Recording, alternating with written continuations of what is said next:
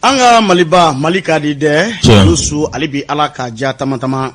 kanumbaw lamebbaw yani flelibaw malikono aleni malikoka ani sonjalen bu fo bi tarata doya na kalu kile muga ani nani utu kalu do samba fla ani muga ani kele masaje baru ka fo ka wali mondo yusu ale de be ka do duguje ma juguni ma yimba bela jelenye ati teme dugula ka kadogo eni ne ambe sijo baminda ukono an wasalimba minye ka do kuna funde gafe wati do abi sebe francais la amba ele mabamangala minye fosodun Lucas kuta fa do la fia kadra konnana usrati la ani araju chaman tige binyo ambulo kuna foni mese ka chare fa bela jele fe chugumina o groupe de nouveau hakilnai akanga na da mali doroma anga shuru fa bela jele fe kuna foni la kika a senzene a sanuma ambe ka do farango arajo foku wala nyumando faranga arajo ulasa amadamne arajo benga na kerwani ka fe alame ba ku foku wala nyumando arajo dambe be ka barakala bla jele fo ka do kerwani ni watina jijeni ka fe arajo dambe be jijana ka chedo ku foku wala nyumando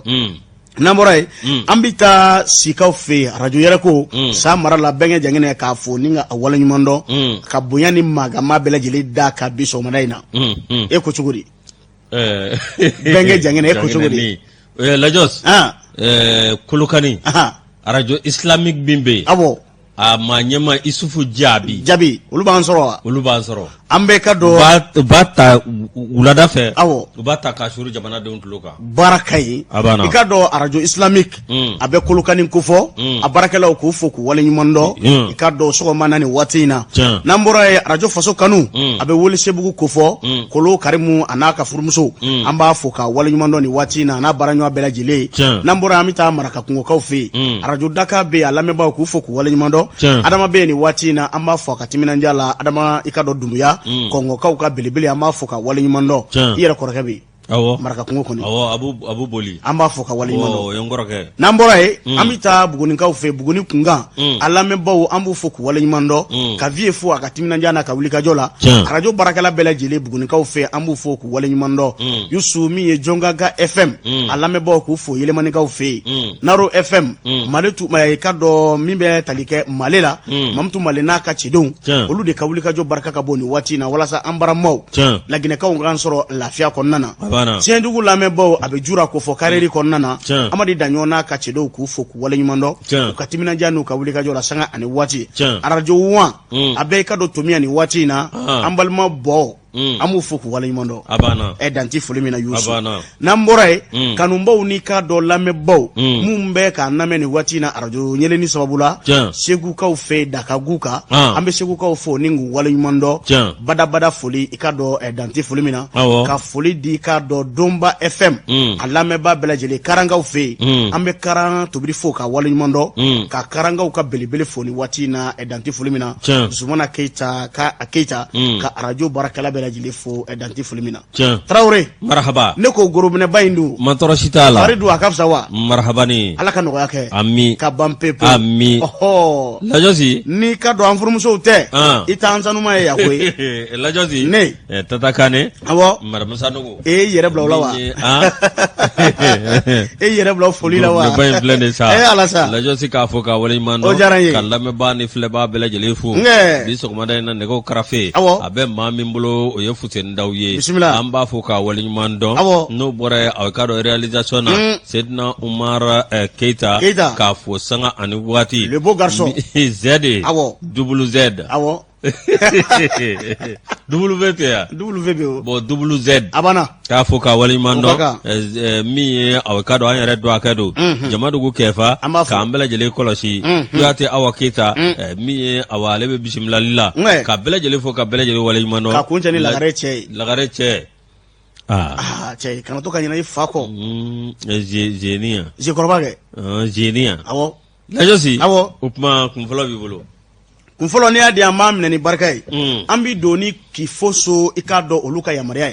kifoso kaw kufo ku wale nyumondo yusu ikado indicateur jiro nouveau akabi bolila apmambe ni ya boko basaba keme saba biolonvla ani woro ye bi trata bolido akomi nyikado kafo jamana kundi koro frante fanga no be bandao alen moktar 1 olukunga ngo kuma yusu ka samana kata cour de justice la de abekiri bulo kofo mi na be sede o tokola Yusu ko CEDEAO jamana kɔni y'a jira k'a fɔ ka kiribo k'u ka fɛɛrɛw sigi sen kan walasa lahala ka se ka dɔ min ye ka dɔn Bandawo ale ni Moktar Wan olu lahala jɔnjɔ ka se ka dɔ u bɛ yɔrɔ jumɛn u lamaralen bɛ cogo di u bɛ lahala jumɛn na ko baaraw ka dɔn kibaruya bɛɛ lajɛlen k'u sɔrɔ yanni kalo in tile 28 cɛ u bɛ sibiri ko fɔ dɛ Fasirika b'a ko a ko diɲɛ seleke naani i ka dɔn farafinna tɔnba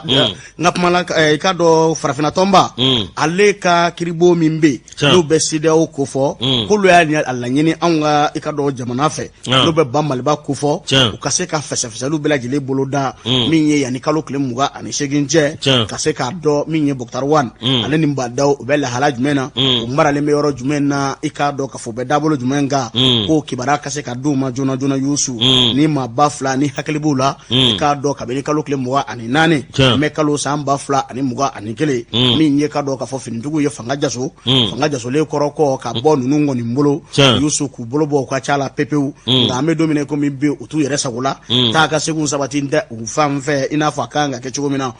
min ye ka dɔn u ka surunadonba kɔni ye n'o ye Maître Mamadu Ismaël Konate ye anw yɛrɛ ka jamana kɔnɔ minisiri kɔrɔ kun don min kun ɲɛsin bɛ kiriko ma ale kɔni ye i ka dɔn ninnu fila ka surunadonba ye bi natarakan na u bɛ min wele ko avocat ale kɔni y'a sen don ni k'a bolo don taama sira bɛɛ lajɛlen k'o bolo da walasa maa ninnu bɛ se ka kan bila cogo min na ni ka u bila u yɛrɛ sagoya la nka a bɛ n'a fɔ a ye fɛɛrɛ fɛn fɛn sigi sen kan o si ma se ka sabati a ma ɲɛ min kɔ a ko jamana in n'u bɛ an ka jamana kofɔ ko sariya jamana de don farafinna fana ye i ka dɔn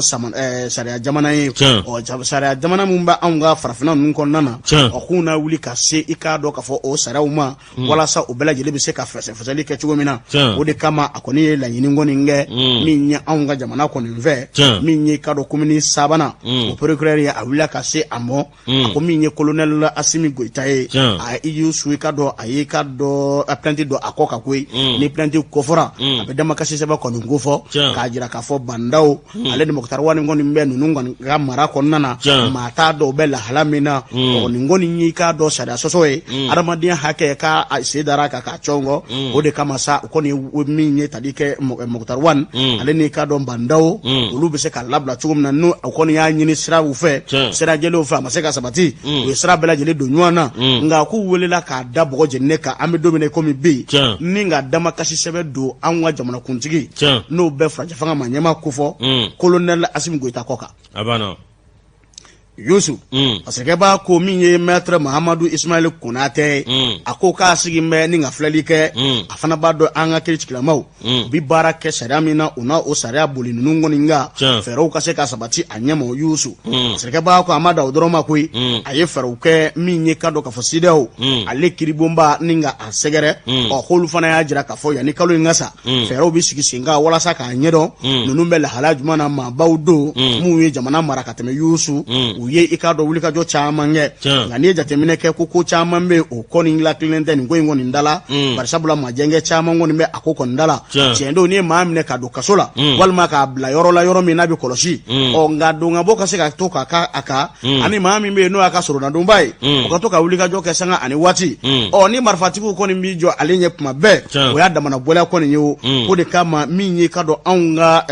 jamana a kɔni wulila ka se o kiribo ma min ye ka dɔn CEDEAO jamana fana u ka kiribonba a wulila ka se o ma k'a ma da o dɔrɔn ma koyi adamadenya hakɛ bɛ fɛsɛ yɔrɔ min na n'o ye haut commissaire des droits de l'homme k'a wulila ka se olu fana ma olu y'a jira k'a fɔ ko nin ko in kɔni sariya sɔsɔ kɛra a ko la dɛ ko sɛbɛn min kɔni k'a a bɛ cogo min na bi ninnu lamaralen bɛ cogo min na k'a tɛ sariya kɔnɔ k'u ka hakɛ burujalen don ko nin kɔni ye fasiriya an ye min bɔ indicateur de niveau kɔnɔ RFI a bɔ RFI ma a bɔra olu nɔ kan ala ka hakili ɲuman di an ma amina rabi Bandawo i k'a dɔn u t'a bila ka taa foro la ten sa u taara ta foro la aw taara ta foro la a ye taa bila a ye taa bila foro la a ye taa bila yen n'o tɛ samiya bɛ ban dɛ waati dɔ kɛra sa lajɔsi ala k'an kunna diya ala ka sababu ɲuman d'a ma min ye a bɛ k'a dɔn IRD a bɛ k'a dɔn ko a bɛ ɲini ka bɔ sama tulo sanfɛ dɛ lajɔsi Elhaji Mamadu Gaba ni ale ka fasiri ambe mimbo biso madena bismillah maga ke to le soir de Bamako kono soir de Bamako mi IRD nambela jele kungono koni parti ba ikado ko parti bado mi awakado parti mindo awabeni kelea ba kono mi kabini juin 2003 IRD nana kana sigi ka ke parti politique ye mi awakado nyera la kabini IRD sigi na ka sigi che fo ngana se bima awakado IRD kumagele abasoro ina fo bina ga bi mi wulika joy do koni awikado ni hagli bala kalafli bike nyas masbak dala re minye awikado makele mini blok minye joma ogwe sumaila sise ikado toro de la sa fokana ke ala nakana sumaila sise minye kale minye doya okele awikado nyere la minye awikado mashi koni kumte ka fo awa minye nyere la kipse ki kambo ka sumaila sise te ka sumaila sise ngo mi Sumala Sise atnyeta ba awakado parti atnyeta ba no IRD olute ka bengele ma bide mi akoko ne daba wuliledu mi nwanza manzama bise na wulika jobi se na mi awakado mado ko ni be oluko ni ajara ka fa ko ka laje balalenge laje mi awakado mi nyera la no bi wolo awakado masugandila no maseka ke awakado bita primaire la ala nauchi ala kanuchi achogori farafina primaire primaire de ademachi ni ko tinya srado memi vie ne ma fo atinya atikede nga ala kanuchi oui eka ne ka blasralikai kanyesu mo enna temano daga kakaba eni kele ko ndemena ikado soforokula Murbayasa dongo mana jarakana Murbayasa minas kunu la afileni dondi wele dona ko wallahi akele ko mi sisa do nyakoro ko kadiri baw be kado URD la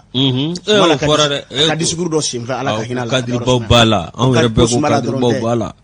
ko kadiri baw bala de sane kado shifi nyana mo bala asumala doronte mabawbe o kafo o mabukar la ka denenzoro bente ka ke kelega angata lajosi mi awekado ni ko bela jelenye be ka fo awami nyera la ma do ko be uluko ko dibi be se na mi docteur Boubou Cissé premier ministre koro awekado URD yara le ko ni tara atonde do kale fana kembe ki kambo ni awekado nyera la ma ko ni be se na awekado mi maître Demba ale ka wale awekado nyera la a ikado ko awami maître Zembaye ya ko ayetu anikado binye nyera la anana flumugo ko yalma Demba na so korowa ni belen jilende koye ko munu awakado no bi mauda do yere ajira ka fo binye Mamadou Igor Jara ikado na le ministre de l'économie et des finances koroy o ko bi ka ke benganye o minye awakado ko bi ka ke benganyo uninywanje nga minye awakado ni ko bele jelenye ni ba ka fo mamunu to be mauda bi yerde ko la awakado o ye docteur Boubou Cissé ani Mamadou Igor Jara Chebokola minye anga ministre de l'économie et des finances koro mi ale ko ne yajira ka foko conférence extraordinaire mi awkado nyera la ko nga ke kwalasa awkado fem no gele o kase ka chene ka boy ka ko fese ka ko lajeya o minye awkado mi gele misani munumbe olu bela jele che ka boy mi awkado nyera la URD tondo ko unase ka du dakele fe ka bodda kele fe ni ngoy na wa ako ko ni gele aleno mi awkado wala sa URD a bureau awkado mamunu ganga ni yoroy ko ni laje ngera kapse ka sababu ye mi yo ko lu blay ko gadin chogola akabe ke awbilisa nyami de ko sayate duguci abi bado fa abi do yu kan unaja amin alaka sawu wanama ni IRD tambi Allah akbar janga politicien anga politique kebaw abeta e natani joro nyini ma kelengolom be olukai ne ay me mfana be min fie ni e daele ka fo kwika to daele ne be ma bela jilenyi na tigi do na pumati ebile ku pumati de o yito na hakilina o to na hakilina fangu fo de na ye ton sigi seka ka daele abi fo be na ko an ga to indele be belajele fanda fara famaka ngana ya dayele ka foko kuma chaya ko wara do ne ya ko wara ala ka nguna ja nusu indicateur jero nouveau ale pumana anga ta direction générale du commerce de la concurrence la de nantara olu ka lafasa jekulu olu koni kulembe be de akomi nye ma do be bibi na yusu olu koni mbe ikado ka wuli ka jo belajile koni nge jamana ninga mada mimbe talike ikado sugu blo dola ani ikado contrat dola ko fo ikado okato anola ngami ye comité syndical mi na nye simbe ni yoroma no be kado jago ko koni nyefo olu bora ninga kuma chama mfonu ku hakilina koni ndi ako programme do sigi mesinga ikado kabini la walela na be wele ko programme de vérification des importateurs et des importations o yusu o sigi mesinga anga jamana konnana nga amedo mina ko mi be abe katata tugo mina ekuteka ikado la fasa jekulu koni njia olu ya jara ka foko ni wari koni wari mi na be fli kado finitiri koni ve o ko mi ni kado la yini olu koni kunyo ke la walula mi be tadi ke kado ka fo o kanyema ya sula o barabla do sinve olu koni zona olu ka fata uma nyame do mine ko mi bi kasabi do be no be talike minon olu mana bo ko kana ka se ka fese ka laje minon mu fana be doni ka se ko olu be laje le fese ka laje kasabi mi medo ola ko chake da nondo be abita ka do olu ma nga uta barake o ko ka jo jona par exemple la ka be jamanat no mada abana parce que ba ko minye ka do lafsa jengulu ye we kuna fondilo wule ka nyefoli chama nge uye ka fo ambe domine ko mi bi gole chama be bi DGCCC konana ka sababu ke ka do barako minen ko ye yusu minye bul ma fenye o ka sababu mi du ika do kontra ko ina yusu u ka bo amma pepeu ninga abla ka do ka fo minen ngono minen me ke sababu ye ninga baraka yoro kon lafia ka bi ke sababu ye war mi mena bo war mi fana bina to kofe ninga jamana deme ika do ka fo o baro bela jele konna nga ma do be bibina min ye ministre so min ye simbe ka do soro koma olu ko ni mba do ka fo ne ndara ni nchogo ngonna olu ka dufa ko nata au tena fen soro ka bla ukunde o de kamo o ba maniya bibina ka wajibi ya chogo bela jele la wala sa ambe domine iko min bi nin kasabi min be fala yusu akasabi kase ka to o senga o de kama mi la fusa jekulu ko ni comité syndical du commerce olu ko ni ajira ka fo olu fela minye o de ka ba ma pepeu mamumbe na war chagada mimbe na warbe bo o chagada la yusu akake kolu maula be o kasike wa baro sigi senga kuno te ko majole mbo ba anga douane na bibina olu be se ka fese lu ko ninge ninga ikado ka fo fen ndondaw ka bela jile la jana be ko inspection o baro bela jile ko be se ko ke o ambe domine ikomi bi olu ko ni ajira ka fo olu hakilne minye bibina o de jamana famo ka fero bela jile sigi senga mamu me nolu dambe dibila no bolo jaye mbe nolu be kado ni wari ngoni nda ka foko kontara ko ndo mini jamana ba tika no blaka o sanwo me abarati ke akasabi do biti joy kado sefa war milliard binani worola abana ala sam bafla anitani shegi yusu gouvernement ka e contrat la sigisenga ko kura kunda akodala ya abara de tike anye kon mo na ma ya ka fo war kon ko folembe minye kado ka fo nun sidibe ale pumana akoko ninga no be kado ka fo syndicat mi no onyesi nimbe ikado jako ko kon mo na be direction générale du commerce de la concurrence kon na olu kon ya jira ka fo olu fela miye o de ni war ko fole min flani ye na bi sigisenga sanduro ko ka ba ma pepeu yusu ka bla jamana ka bolo koninga wala sa jamana ka se ka baro koninga na aye ka ka sa we chagada mi raba wari bo o chagada ka se ka yere labe anyemo wala sa ka baro sigi singelenga yusu o fasike ba ko abite mesra mi ve no e CNP mun koni yusu bibi na ko gwele abo o kono ko bela jileba ado nga mi nye ka do barakala do de be o fana konna na bibi na ba manyunguru do olu fana ka la ine fe me ni wari nga to singelen olu famfe wala sa olu fana ka se ku sa ko koninga Allah o ko kon may bibina par sabula mi de GCC mawiye war mi bo lu fanve ko inganga to lu de bolo kasi ko bara bela jile ke la fia konnana faso be se ka yiri wachugo mina no te madama no ne be ni wari ci warakula memi fiira abe san flabo abo ni femi flem ni yentem ba kelela abo wala sa akop se ka fesa ko di PVI te wa abo o PVI ko yo anga famo ka laje abo ko laje no te PVI ko yi a wati a patrona ni madobe u ya fo cogo bina olu de tun bɛ ka PV ko olu de tun bɛ ka a gérer wa olu de tun bɛ ka ko bɛɛ fɛn wa ma n'u siribe cɛ min sani u ka Sénégal ɲɛmaa tɛ n'u siribe o de don n'u siribe cɛ min a bɛ nin walawala ka nin ko in bɛɛ kisɛ da a y'a fɔ ten dɛ n b'o f'i ye dɛ ce contrat avec Veritas via le CNPM doit être résilié car c'est un système mafia qui continue à bénéficier 60 milliards quelques cadres du ministère de l'économie et du CNPM.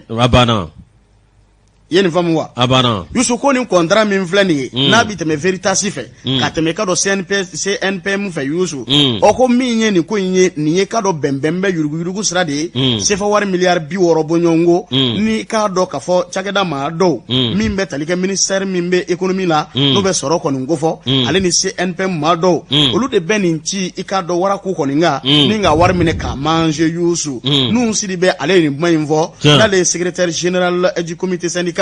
du commerce Youssou a ko min ye PVI ko in ye ko k'a lasegin a nɔ la n'a bɛ i ka dɔn k'a fɔ DGCC ale ka bolo kana ko fɔ walasa olu ka se k'u ka baara kɛ lafiya kɔni kɔnɔna na nka n'a tora nin cogo in na nin wari min n'a kuma fɔra se wari miliyari 60 madama ne b'a ci wara ko la Youssou k'a dun k'a manger pewu ko jamana tɛna foyi sɔrɔ a ko kɔni da la baara mun kan ka kɛ fana o baara fana tɛ kɛ a ɲɛmɔ b'a dɔn ministre de l'économie et des finances awɔ a tɛ namara fɛ wa a bɛ nin ko in sɛgɛsɛgɛ Alfuseni Sanu a b'a se a ka cadre minnu b'a ka ministre so la a ka daw bɛɛ lajɛlen ɲɛkɔrɔ k'a sɛgɛsɛgɛ ni maa min kɛra la a ko wuli ka bɔ yen a banna wa a bɛ o sika ka b'i la dɛ nka an bɛ don min na komi bi n'u siri bɛ n'a ka jama n'o ye ka dɔn k'a fɔ lafasa jɛkulu ye u ko ni nin ko in ma sigi sen kelen kɔni kan a baara bila k'u kɛ mɛn k'o fari da dɛ k'an k'an sigi n'o ye don n'a nataw la Seku Jara i ka dɔn ale y'a sɛbɛn indicateur Jiri Nouveau kɔnɔ indicateur ni y'ale bila lajɔsi awa ne bi sɛbɛn da sɛbɛn min ni b'a ta o ye le pays assemblée générale du haut conseil des Maliens de l'extérieur min ye aw ka dɔ bureau légal min bɛ bureau min n'a sigira sariya kɔnɔ ni aw ka dɔ o ye komaga ye olu kɔni y'a jira k'a fɔ a bɛ b'u si la k'a bɛ ka taa ni taabolo min ye nin tɛ taabolo ɲuman ye min ye aw ka dɔ min ye Mamadu Mere Jawara ani a ka maaw olu aw ka dɔ min ye au conseil des Maliens de l'extérieur min aw ka dɔ Gabogaw ka lasigiden da wa min ale kɔni y'a jira video dɔ la ka tila ka aw ka dɔ kunnafoni di kɛ min aw ka dɔ ninnu kɔni k'olu tɛ Abibu la k'u t'a ka ko la bi u t'a ka ko la sini min ye au conseil des Maliens de l'extérieur i ka dɔ tiɲɛ yɛrɛ la ko Abibu la ko a tɛ se ka kɛ aw ka dɔ cɛbɔ ye cogo si la k'a sɔrɔ kɛ mun ye min ye aw ka dɔ sariya aw ka dɔ a y'o sɔsɔ o ye mun ye sariya jumɛn aw k'a dɔn a bɛ u conseil u ka awa min ye sɛbɛn kɔnɔ bɛɛ lajɛlen jɛra ni min ye k'a jira k'a fɔ kalo 6 i k'a dɔn e bɛ dugu min ɲɛmaa la n'i to o jamana aw k'a dɔn n'i tɛ o jamana kɔnɔ kalo 6 e kɔni bɛ bɔ yen aw k'a dɔn maa wɛrɛ bɛ bila yen nɔ la o kɔni don sariya sɔsɔra a tɔgɔ bɔra kɔnɔ ko fɛn ta ye kɔmɔ ye zani ta ye kɔmɔ ye kɔmɔ m'a bɔ zani midugo lajɔsi min ye aw k'a dɔn komaga olu kɔni y'a jira k'a fɔ awa min ye u ka sariya bolo la min ye kalo 6 n'i y'o kɛ k'a sɔrɔ i ma daluya den kalo 6 n'i y'o kɛ k'a sɔrɔ daliya t'i la min ye e kɔni tɛ se ka kɛ aw ka dɔn maa ɲɛmaa ye bilen o la premier vice président Mamadu Mere Jawara k'ale de kɔni aw ka dɔn ale sugandira ka bila nin nɔ la fɔlɔ yanni kalafili wɛrɛ ka kɛ min ye aw ka dɔn ka maa wɛrɛ bila yen interimu min ye aw ka dɔn video dɔ kɔnɔna na Mamadu Mere Jawara a ko awa min ye président de la jeunesse diaspora aw ka dɔn min ye tiɲɛ yɛrɛ la ko o kɔni o de ye min ye aw ka dɔn ko min ye aw ka dɔn jɛkulu ye n'o ye komaga ye o kɔni aw ka dɔn maliyɛn minnu sigilen bɛ Gabon i ka dɔn awa min ye o de kɔni dɔnnen don wa yamaruya b'o de bolo min aw ka dɔn komaga a kɔni y'a jira k'a fɔ awa min ye Mamadu Mere Jawara ye i ka dɔn tiɲɛ yɛrɛ la ko aw ka dɔn kunnafoni ma d'a ma min b'a jira k'a fɔ ko assemblée bɛ ka kɛ min b'a jira k'a fɔ ko bɛ ka tɛmɛ nin cogo la ko a bɛ b'u si la ko ani maa dɔw de kɔni bɛ yen minnu aw ka dɔn n'olu bɛ dantɛmɛ wale la nɔfɛ k'olu de bɛ ka sariya sɔsɔ aw ka dɔn ka assemblée kɛ ni olu ta kalama k'a ko bɛɛ lajɛlen kɛ olu kɔ kan olu kɔni wele bila an ka maa ɲɛmaaw ma kerengere la ministre so mimbe ne malien de l'extérieur i ka do tinyera la mi au ka do au conseil mi na candidature na bineno katla kan na folo dati million da au ka do ibo saraka soroka candidat o ga jugo mali president ote hal nasoro jama dambe ilana kasabiti ku tiseki hal nasoro ba bara nyeno ye ma jelenyi ni ka do akasabiti ku seki kai ay ko neme anu kan neme parce que nimbe ka ke bi ko sebai na le te domi mati shige chake na lagoi aye kono ni koroma ba janaba se ka mata ta baba bana baba mati shige chake la josi akado ni wala mi flani ni akado mamaru bere jawara ale kon go ka tabla da grindala akado awmi abubu sila ka se ka ke akado mi ni kandida chuko sila ka koto ni jugola ala ka nguna ja burama gido ni ale ka fasre abo le pay kono aywa anti labe un sabati angata akado sugula angata jwala anita pharmacie ikado kuraverti do management Madame Diallo mi temale fe flo kata foli bila alela nambore pamna mi ta ka do groupe commerce ko nana kata foli bele ba bla ka do Abdoulaye Maigala ay ne ebedo nota ne tara Madame Diallo fodro Madame Maiga o ya bane o ya be quoi o ya o nambore pamna samso kata zernina ikado entente bi kan na meni watina no be e kanya kofo amba foka awale nyimono ka sanogo ana modeu akata sugula de aywa Amerika do sukono mo fuku wala imondo abe an hakli jigini watina ikado nyama jawla amba fo ni watina abika anname ka funinga awale imondo danti e fulime yusu kai baja wati anga chorba be de awo amenya amba fuka wala imondo waranyang labal nyang cijan nyang kanu belajele fo fuka tase aman nyang ma nunu belajele awakado chorba dingawe kuchala ni wati na ikado bintu jawara ana modeu na diu ambu belajele fuku wala nyimondo ni watina lajos mi tako flana amito ta awakado minye fokati donna fo de kone ale ka biro la temenai de be wani de be temenai ne de be yusu ikado indicateur jiro nouveau apmana angata yiri turu kadara kono de angata ne re benala abe ikado kasaro ko fo yusu kita ikado ale mara kono na yusu chagada mimbe anga jamana kono nanya simbe jiri bara kono mo na be wole ko société de boiserie farota ale kono yiri fien ba saba ani keme saba ningo turu ikado kasaro kono na yusu fasirke ba ko do warete de jamana fama no be ikado ka fo colonel Asimi Goita ko fo ale de jiri turu ere ikado ninga abara nundo baro sigi singa aklina jigina kalo kleta ani duru temele jouer kalo samba fla ani muga ani kele kabno ko ni ngara sa jiri barakalo ko ni ajira kafo olu wele lu tokoma kabangwe ni jamana fama ere abaro ke kaba o ikene de daile ne olu ye wala sa barenga se ka sigi singa o de kama minye kado kafo kita mara tokola minye ni société belebele nye no be faruta boiserie ko fo olu ko ni ndara ikado kalo kleta ani woro otu kalo ninga ta yiri turu baro sigi singa kasaro mi metalike kitamara hereta kuni onundole la yusu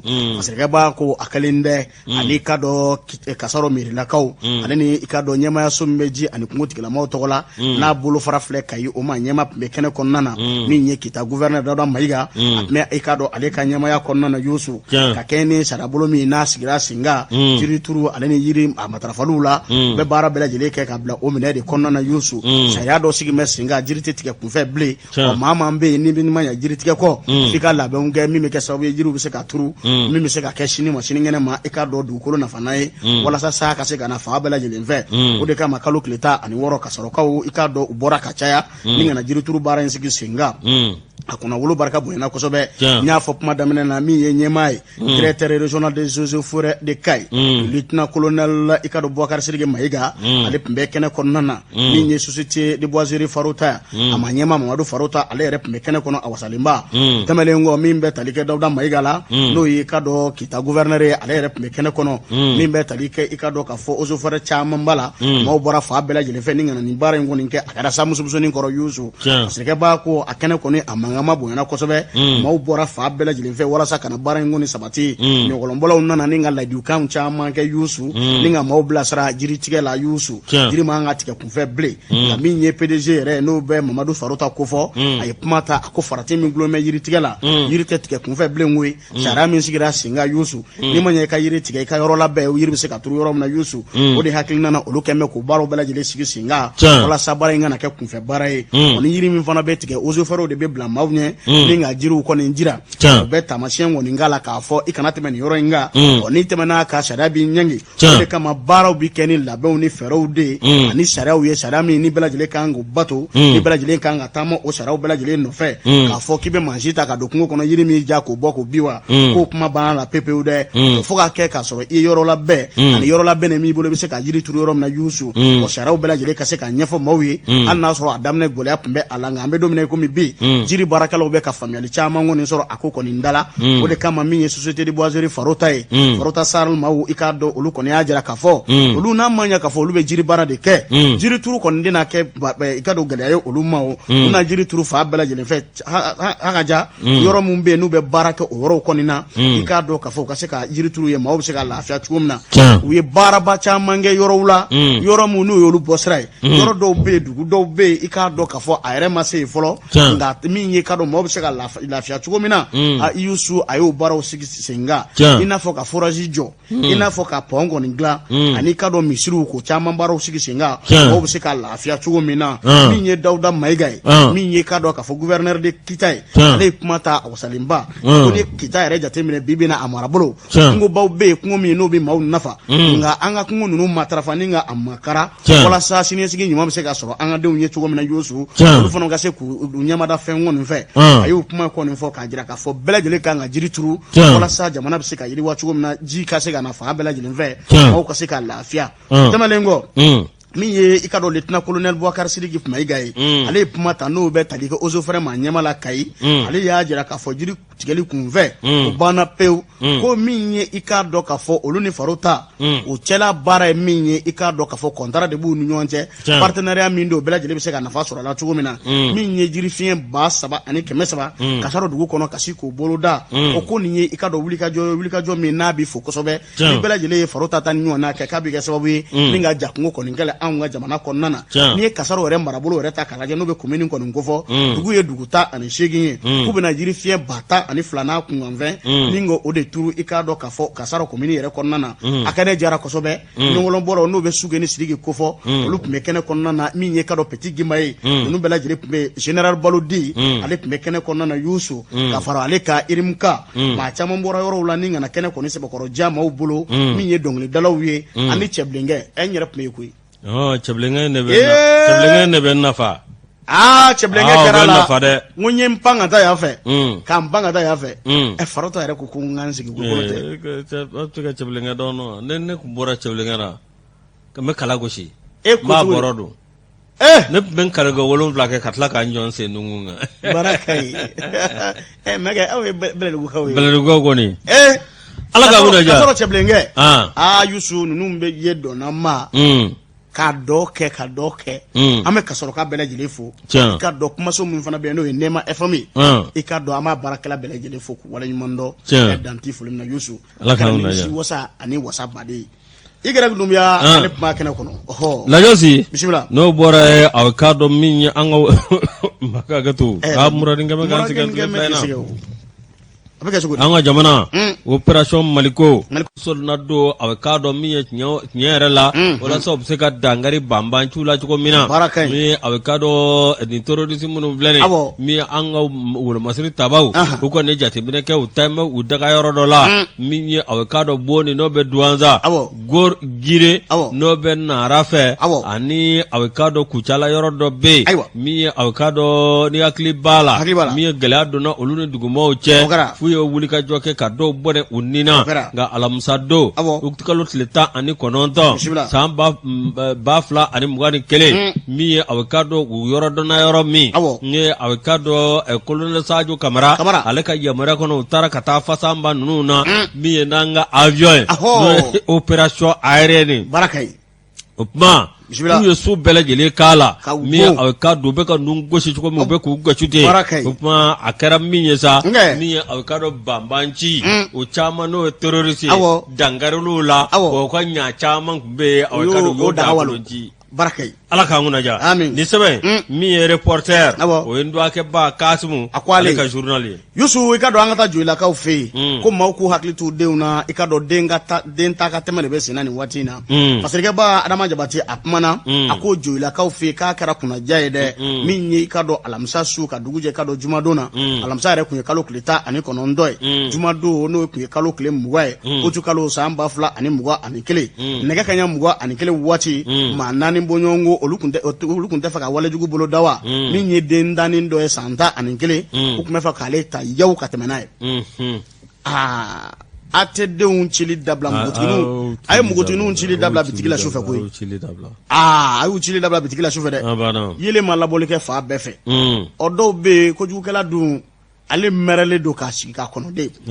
Fasirikɛba ko k'a kɛra kunnaja ye maa 4 bɔɲɔgɔnko i k'a dɔn k'a fɔ ballontan-terrain kɛrɛfɛ n'a filɛ nin ye i ka dɔn sura tilebiyan bolo fɛ Yusu sura kɔrɔyanfan fɛ n'a bɛ Joyila kɔni ko fɔ maa 4 bɔɲɔgɔnko ka bɛn ni kibaruya min kɔni sɔrɔ la olu kɔni nana moto Jakarta la min ye dennin ye i ka dɔn san 11 bɔɲɔgɔnko ni nka i k'a dɔn k'a fɔ a mbɛlɛnbɛlɛ Yusu bɛna mun kɛ ni nka ta yawu k'u bɛ kɛnɛ minɛ a ye Fasirikɛba ko dennin da y'a tila koyi a kulela kabini a kulela waati min na i ka dɔn sigida maaw bɔra fa bɛɛ lajɛlen fɛ jɔ an k'an jɔ nin yɔrɔ in na n bɛ nin fɔ tuma bɛɛ n ko hali Mahamu denmisɛnnin fitininw min bɛ kulonkɛ kɛ da la n ko kule man ɲi o de ye problème i sigilen bɛ sigida la ba sigilen bɛ somɔgɔw bɛɛ sigilen bɛ sigida mɔgɔw sigilen bɛ a dɔw bɛ kule daminɛ dɔrɔn mɔgɔw ko k'u y'a daminɛ tuguni i bɛ t'o la dɔ b'i ta ka tɛmɛ dɔ b'a fɔ k'a b'i minɛ ko dɔ b'i sɔrɔ i bɛ kule mɔgɔ tɛ bɔ u b'a fɔ k'i delila ko don ninnu delila ko don an ka taa an ka ci fɛ c'est pour cela que kuleba man ɲi n'i y'a denmisɛnnin na dɔrɔn a bɔ a la joona Yusu i k'a dɔn Fasirikɛba ko dennin da kɔni y'a tila Joyilakaw fɛ yen i k'a dɔn kabini u y'a fɔ k'u b'a minɛ a kulolen sigida maaw ye polisiw wele olu nana i k'a dɔn maa ninnu ye kɛnɛ kɔni minɛ nka dennin ma se ka taa cogo si la Fasirikɛba ko commissaire principal adjoint Fode Kiabu i k'a dɔn a n'a kɔni ye ɲɔgɔn sɔrɔ o kuma na o y'a jira k'a fɔ u ye fɛɛrɛw sigi sen kan u nana yɔrɔ la u nana sɔrɔ maa ninnu kɔni ye kɛnɛ kɔni minɛ nka laɲini min b'u bolo ma se ka sabati n'o ye ka dennin kɔni ta ka kɛnɛ minɛ a ye o baaraw ma se ka kɛ nka k'olu kɔni ye sɛgɛsɛgɛli kɔni dayɛlɛ fa bɛɛ lajɛlen fɛ walasa u bɛ se k'u tɛgɛ da nin ɲɔgɔnna mɔgɔw kan cogo min na mun ka baara ti dɔwɛrɛ ka maaw denw ta ka tɛmɛ n'u ye Yusu Fasirikɛba ko min ye ka dɔn polisikɛ a n'o ye commissaire kɔni ye k'a ye min fɔ ko de ye sigida maaw k'an kana maa kun kow kan n'i ye maa dɔ ye siganama taa fɔ polisiso la i tɔgɔ tɛ fɔ i jamu tɛ fɔ n sigara nin yɔrɔ in na karisa bɛ nin na n bɛ nin bɛ nin yɔrɔ la e k'i ta ko i ka tɛmɛ ni sen fila ye nka n'a y'a ko to nin cogo in na ni kojugu boloda la tuma min na k'a sɔrɔ k'a fɔ ko an kun y'a dɔn ko nin bɛ sen na ko cɛ man ɲi dɛ k'a ka to ka an ni polisilakaw ka se k'u tɛgɛ di ɲɔgɔn ma o baaraw ka se ka sigi sen kan Yusu ko ni ɲɔgɔnna dɔ delila ka tɛmɛ k'a kɛ ka tɛmɛ koyi i k'a dɔn ko nin ye i ka dɔn a siɲɛ sabanan ye nka siɲɛ sabanan ma se ka sen sɔrɔ fɔlɔ ta o kun ye den tanni ye san 9 filanan ta kun ye san 12 kɔni ye ko lakanabaliya ɲɔɲalen bɛ bibi in na an ka cogo dɔn an kana an ka denmisɛnnin mugotigininw ci ka taa sugu ka dɔn bitigi la sufɛ waati dɔw la dɛ an ko fɔ ka da kan n'o tɛ n'i ye jateminɛ bi Banikɔ ye yɔrɔ ye i ka dɔn a bɛ sɔrɔ baso de bɛ a yɔrɔ la dɛ sɔrɔ bɛ yen ka dɔn da dumunifɛnw olu ɲuman bɛ samiyɛ in na kɔni Adama Jabate indicateur joli nouveau kɔnɔ dola o tɛ Janjo Masaw ka dugu o ye Janjo Masaw ka dugu a ye Janjo Masaw ka dugu to ye dɛ Lajos n'an bɔra Janjo Masaw ka dugu la an bɛna a ka dɔn Moribo Sanogo ka dugu la n'o ye Bamakɔ ye yan n'o tɛ e ɲɛnaga ye Moribo ka quartier la Moribo ka dugu kɛ a ye n'o ka quartier n'o ka quartier nin ma kɛ mais Moribo ninnu ka dugu ye Bamakɔ de Moribo Sanogo ye Bamakɔ ka de Segukaw don ayi Sikasokaw don ayi Sanogo an ye Sikasokaw ye Sanogo ma bangena dugu min na o de y'i ka dugu non donc e fɛ k'o fɔ parce que toi tu es de l'autre côté attends bro e bɛ bɔ Burkina Faso de donc comme k'e bangera Katia k'e bɛ yɛrɛ non ne ye Katika de e fa bɛ bɔ min ne t'o yɔrɔ dɔn ne t'o f'i ye fana Burkina aw tɛ Burkinakaw ye yan sira dilan de ma aw lase ne ye mɔgɔ si ye mais sira dilan de ma aw lase yan ne t'o kalama ne ma fɔ Asimi a ka fɛrɛ n ka sɔrɔ Ganaw la yan an la yɔrɔ mi commissaire principal Mariam Doumbia ikado kale tegeda conseil communal Mohamed Maros wo kawa ko de bi shela sisa ide uya mina muna ibe pédophilie don mami be na be bi demsenunga mi demseni fitenu mi awkado ni mami vlani mi awkado kominde ikado kuba togo awkado minyo uba tike kado dibila no awkado ote mi awkado mi minerin no santa ani kele mi commune 3 Dar Salam ko lu ko be awkado nyera la de ngoni mbi ka bo kata masaw de ka awkado bi nyim fensa ogo chi sra ne do abana ayi chi ko inde dabla peu e mo dini wati do ma se ayatu sokono abana abi fo somo ye pmabe abana sebetanu mumbe alu lo kata chi la bay ade mi awkado mbugo tigini ndobaye mi awkado nyerala ni ma ko fale mi flane awkado ga mbugo tigini wele awkado ko kado aka mobli kono mi mbugo tigini goni ayiba serelele apma fe jagoya ya benata mbugo tigini ba mbugo tigini ay ko suku bela jele ga mbugo tigini ndala mi awkado mbugo tigini tale mbugo tigini sirane ba jatigale ko mogo ko mune kera ikado awminye asnaka awako madobe ko ma fe awkado dankare alela no awkado meri conseil doye commune de la josi o kelle sa mi mako akabaram go ko ngo kambe ninda je ko ni adel nangwe kambe ninja tike kabwala olu adeni black ata tuguni mi edeni ngatma nyokoro aideni wele tuguni ka ko suku bele jilike ka be deni jaso ka dono mobli kono e ka do aw mi jama bora herri kasinga bla suku kene kati endi sani nga ote toko damne kana ni yele mane nindoye la josi mi awkado awkuma dara mi awkado e mami be no lieutenant fode kone barabana lieutenant fode kone o ya ngora ka to ama barabana onaka mau oni a police nyon commune mi deuxième arrondissement olu ye wuli ka joke 23h wati mi kata ote ka mine kata awkado mi nyera la mi akara rojma boulevard de l'Indépendance ya ndaraki ikado kata na commissariat deuxième arrondissement ikado olu ko ni ngali buzam sengwala amanya uya bla procureur tribunal la commune 3 uya bla ka boloka barabana mauna kiri ningatla ka akiti ko halni communicati procureur wele ki jabitige no ni mga abi wele ni mga abi wele hal ni yafu radio la bi wele wa comme procureur Touré ni sokoma ne ba ne isa kabana ka foli babbe ibe Touré foli kama bulu ka cha bonne afu commune 4 procureur Touré kan sokoma no foli bisa ka ke no koni na mai de na tesrango nyebe uti outrage zaka outrage o magistrat foli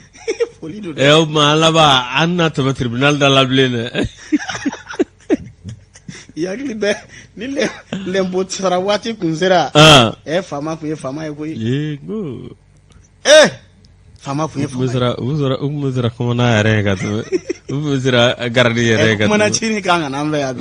gardi ay yoro rebe ko commandant chini ka kana mbe abi ma mi ngoni ma ka bla go jugwasha ke ko ni ma da ka ne dugutira kuma toro ala ka ngudaya o kara so be show fara nyanga ka miskit lela ka situl moko dai no yele la ka bandro video ka sola ala ga na ya tabari Yusu ikado mali tribune kumana ako mugotinu nga furuko aka kungango kibara chale mede ko mugotini chaman be ikado furubalia chaman be giringiri kado furula do warete aka foko madam Traoré walima aka foko madam Sanogo walima aka foko madam Kaba o Yusu ikado ka foko kadi ma chaman nga ambe domine ko mi bi ko do tay war ko di apete ode Abeode warko chama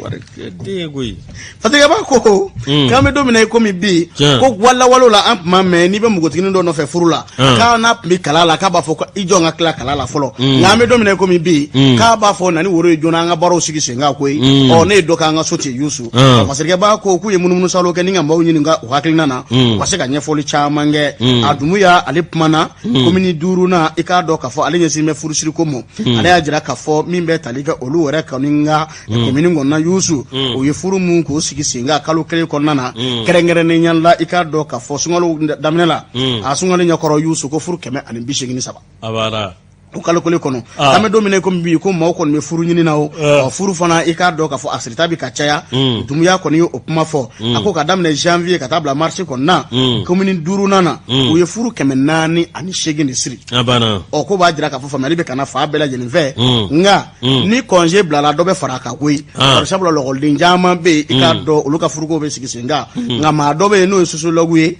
ali pumana docteur Ali Kola ali ni docteur Musa Kulibali olu ya dira ka fo ni ngoni furu jona ani furu sorobaliya nunu ka be bla minen kele de konna na mugotugunu fanfe do tay cheni musoti kilingi abana ko cheni musoti kilingi nga kambe jamana mi ngona ame domine ko mi bi muso ale korokadi ni che koni yo o chama ma alanyi no ka furu jona nga do be bibi na gola ko ni olutai war ko kamo wala sani furu la ka bon fani mbakoro mi nyenga musaka e chede bi jonai abana ofana be de Fajirga ba ko ka faro ka do tay ka furu jona sanu ka na balika gresike soro kena ma yusu o kambe domine ko mi bi mbugotigini na si haga do soro ka to afaso kon na yusu o ko akon meke doni mbaye afaso kon ma o ngana tara chelela jona abike so weni nga dobo domine ka ayo retere ba fo ko furu jona bale amai ko ka ko mariage précoce ni petwo ka kuri ide ni atwi Bora no fe ko mariage précoce mama peren folo ube grossesse précoce dala mariage précoce ka fa ni grossesse précoce ube ama peren folo da santan duru du kabna santan duru menye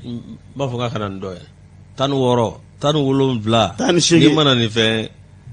tan ni mama nana ibedo ma jako yita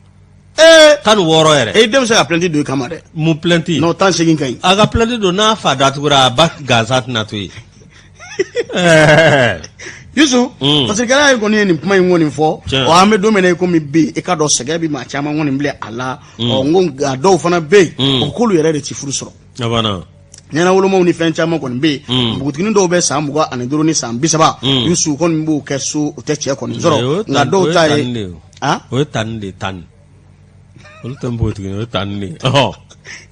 ko na nyona de challenge bibi na o ma chama ngoni family chama fo do yi chama do fran agina di no betali ke maram konela ale ko ya jira ka fo o bibi na o ko mugutunu we giri na furu koni no fe do wore te somo ka ika do puma chara ani boleya o na nyona chama o chama mbe ika do fana be fe ku yere mina ka bo gresike koni soro lila kenema o kadijatu da chogo ale ko ya jira ka fo ame domine ko mi bi do wore te ko